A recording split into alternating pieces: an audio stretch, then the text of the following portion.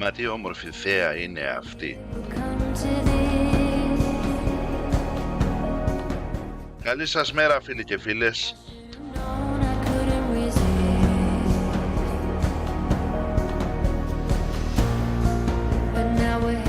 Είσαστε στον κυκλώνα Ρόδου.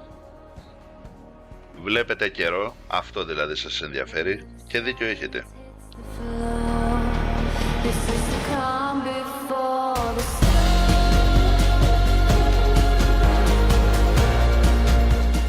Και εγώ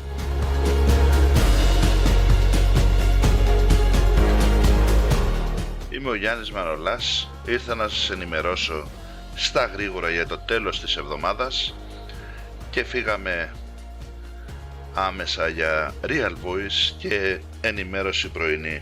Χθες δεν κατάφερα να είμαι μαζί σας, καθώς η Άνοιξη φέρνει και αλλεργίες από το άνοδο της θερμοκρασίας και δεν μπορούσα να μιλήσω.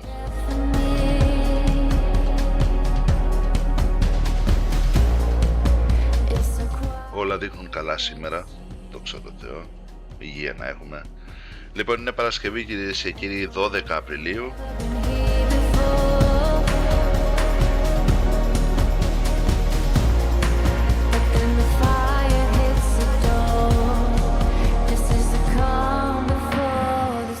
Οι θερμοκρασίες τούτη την ώρα κυμαίνονται μεταξύ 16 στον ορεινό Έμπονα, η χαμηλότερη, και φτάνουμε στους 22 βαθμούς, ώρα 8 που σας φτιάχνω αυτό το βίντεο, στην Λίνδο. Εκεί ανάμεσα βρίσκονται και τα υπόλοιπα νησιά και τμήματα της ΣΚΟ αλλά και της Ρόδου. Στην πόλη της ΣΚΟ αυτή τη στιγμή 18,5 και στην πόλη της Ρόδου 18 βαθμούς.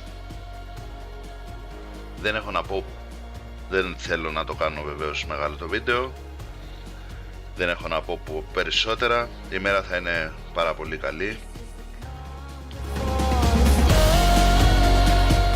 Βλέπετε και από μόνοι σας όπου ο καιρός είναι καταπληκτικός.